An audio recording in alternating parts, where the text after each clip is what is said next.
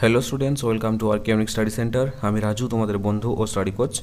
আজকে তোমাদের 14 নম্বরের যে স্কুলগুলো রয়েছে, Bankura Christian collegiate school and Tarakeswar high school HS, এই স্কুলগুলির সব প্রশ্নের উত্তরগুলো আজকে করাবো। সো তোমরা প্রথম থেকে শেষ পর্যন্ত ক্লাসটি দেখতে থাকো। আর তোমরা যারা যারা আগের স্কুলের সলিউশনগুলো না দেখে থাকো, তাহলে আমি ডিসক্রিপশানে লিঙ্ক দিয়ে রেখেছি, সেখান থেকে তোমরা দেখে নিতে পারো। ওকে, তাহলে চলো বেশি দেরি না করে শুরু করি আজকের ইংরেজি ক্লাস।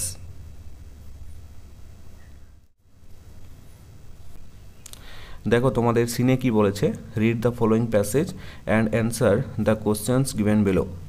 অনুচ্ছেদটি ভালো করে পড়ো এবং নিচে দেওয়া প্রশ্নগুলির উত্তর করো। তাহলে দেখো, Ballygunge government high school was on the eastern side of the Beltala road police station. Ballygunge সরকারি উচ্চ বিদ্যালয়টি ছিল বেলতলা রোড পুলিশ স্টেশনের পূর্ব দিকে। The southern part of the school was our playground. স্কুলের যে দক্ষিণ দিকের অংশটা ছিল সেটা আমাদের ছিল খেলার মাঠ। ইট ওয়াজ সারাউন্ডেড বাই এ লফটি ওয়াল। এটার চারপাশ শক্ত দেওয়াল দিয়ে ঘেরা ছিল।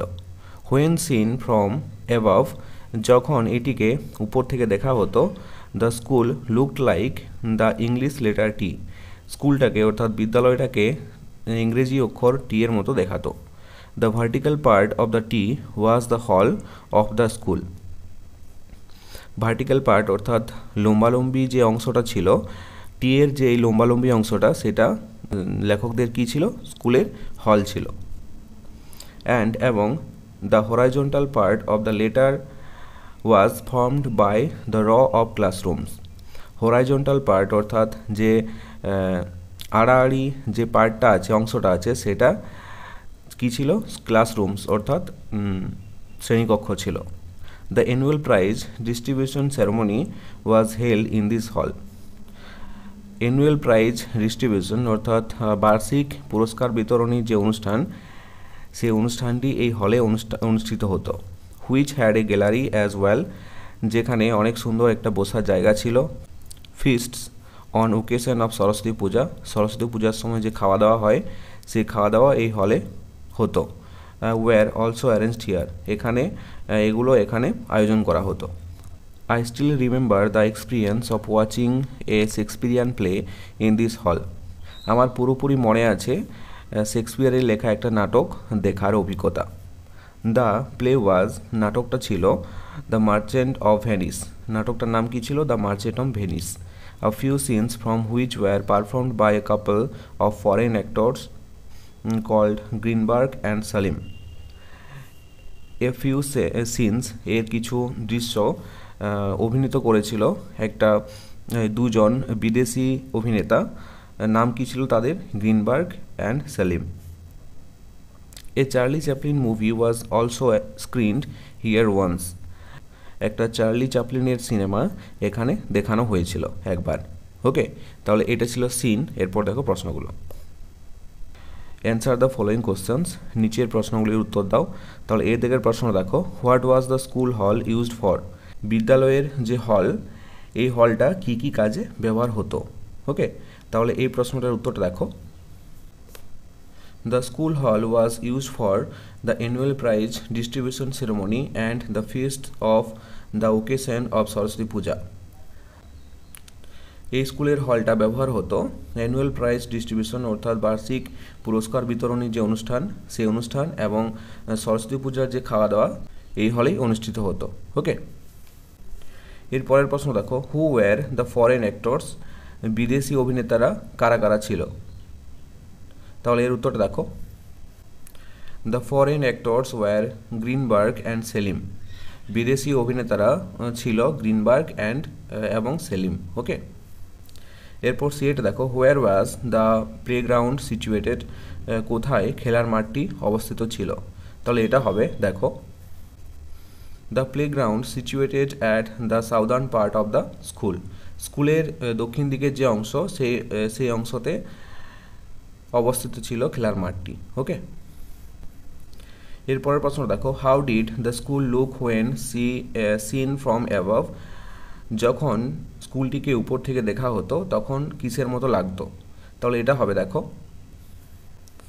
হোয়েন সিন ফ্রম অ্যাবভ, যখন উপর থেকে দেখা হতো, দ্য স্কুলটিকে look like the English letter T, ইংরেজি অক্ষর টি এর মতো দেখাতো। ওকে, বিএটি কি বলেছে দেখো, complete the following sentences with information from the above given passage, উপরের অনুচ্ছেদ থেকে তথ্য নিয়ে বাক্যগুলি পূর্ণ করো। তাহলে এটা দেখো, the annual prize distribution ceremony was held in this hall. বিএডটা হবে দেখো, Ballygunge government high school was on the eastern side of the Beltala road police station. Okay, এরপর সিএটা দেখো, write T for true and A for false statements in the given boxes. নিচের স্টেটমেন্টগুলো যদি ঠিক হয় তাহলে পাশে টি লিখবে, আর যদি ভুল হয় তাহলে এফ লিখবে। এর স্টেটমেন্টে দেখো, a Charlie Chaplin movie was screened in the hall once. এখানে মুভি বানানটা ঠিক নেই, দেখো MOVIE হবে, এখানে ভুল করেছে বানানটা। ওকে, তাহলে দেখো ওই হলে একবার চার্লি চ্যাপলিনের একটা সিনেমা চলেছিল, এই স্টেটমেন্টে কিন্তু ঠিক, তাহলে পাশে কি হবে টি। বিএটা দেখো, Ballygunge government high school had a gallery, Ballygunge সরকারি উচ্চ বিদ্যালয়ে একটা বসার জায়গা ছিল, তাহলে এটা হবে সঠিক, তাহলে পাশে কি হবে টি। সিএটা দেখো, the merchant of Venice was written by Shakespeare, merchant of Venice যে নাটকটা ছিল এটা লিখেছিলেন উইলিয়াম শেক্সপিয়ার, এটাও কিন্তু সঠিক স্টেটমেন্ট, তাহলে পাশে কী হবে টি। ওকে, বোঝা গেল। এরপর দেখো গ্রামার অ্যান্ড ভোকাবুলারিতে কী বলেছে, fill in the following chart with suitable forms of the given verbs. নিচের যে ভার্বগুলো দেওয়া আছে এই ভার্বগুলোর সুইটেবল ফর্ম লিখতে হবে। তাহলে দেখো প্রেজেন্ট ফর্ম আছে, পাস্ট ফর্ম আছে, আর পাস্ট পার্টিসিপল। প্রেজেন্টে দেওয়া আছে ইউজ, তাহলে ইউজের পাস্ট ফর্ম কী হবে ইউজড, পাস্ট পার্টিসিপল হবে ইউজড। প্রেজেন্টে আছে দেখো লুক, এটার পাস্ট ফর্মে হবে লুকড, আর পাস্ট পার্টিসিপল হবে লুকড। এরপর পাস্টে দেওয়া আছে ওয়েন্ট, এটার প্রেজেন্ট ফর্মে হবে গো, পাস্ট পার্টিসিপলে হবে গান। এরপর দেখো প্রেজেন্টে আছে রাইট, পাস্টে হবে রোড, পাস্ট পার্টিসিপলে হবে রিটেন। তারপরে পাস্টে আছে গেভ, প্রেজেন্টে হবে গিভ, পাস্ট পার্টিসিপলে হবে গিভেন। আমি আরেকবার বলে দিচ্ছি দেখো, use used used, look looked looked, go went gone, write wrote written, give gave given. Okay, এরপর তিনটে কী বলেছে দেখো, underline the adverbs in the following sentences. নিচের যে বাক্যগুলো রয়েছে এই বাক্যগুলির মধ্যে যেটা অ্যাডভার্ব তার নিচে দাগ দাও। তাহলে এটা দেখো সেন্টেন্সটা রয়েছে কাম হিয়ার, এখানে এসো, তাহলে হিয়ার এটা হবে অ্যাডভার্ব। বিএডটা আছে দেখো, she eagerly waited for the result, তাহলে ইগারলি এটা হবে অ্যাডভার্ব। তারপর সি এটা দেখো, we won the match yesterday, এটা দেখো ইয়েস্টারডে এটা হবে অ্যাডভার্ব। ডি এটা দেখো, he sat beside me, beside এটা হবে অ্যাডভার্ব। ইটা দেখো, I shall gladly do it, এখানে গ্ল্যাডলি এটা হবে অ্যাডভার্ব। ওকে, এরপর চারটে কি বলেছে, fill in the blanks with present continuous tense of the verbs given in the brackets. বন্ধনীর মধ্যে যে ভার্বগুলো দেওয়া আছে এই ভার্বগুলো নিয়ে প্রেজেন্ট কন্টিনিউয়াস টেন্সে পরিণত করতে হবে। তাহলে এটা আছে দেখো, জন ড্যাশ এ বুক নাও, এখানে ভার্ব কি আছে রিড, তাহলে এটা হবে জন ইজ রিডিং এ বুক নাও। বিএটা দেখো, দে ড্যাশ ফুটবল, ভার্ব কি আছে প্লে, তাহলে এটা হবে দে আর প্লেয়িং ফুটবল। সি এটা দেখো, মাদার ড্যাশ ডিলিশিয়াস ফুড, তাহলে ভার্ব কি আছে কুক, তাহলে এটা হবে mother is cooking delicious food. D এটা আছে দেখো, মিতা ড্যাশ টু মিউজিক, এখানে ভার্ব কি আছে লিসেন, তাহলে এটা হবে Mita is listening to music. পাঁচের দেখো, fill in the blanks with appropriate prepositions given in the brackets. বন্ধনীর মধ্যে সঠিক প্রিপোজিশনটা বেছে নিয়ে শূন্যস্থানে পূরণ করো। তাহলে এটা দেখো, আই গেট আপ, এটা হবে অ্যাট 6 AM।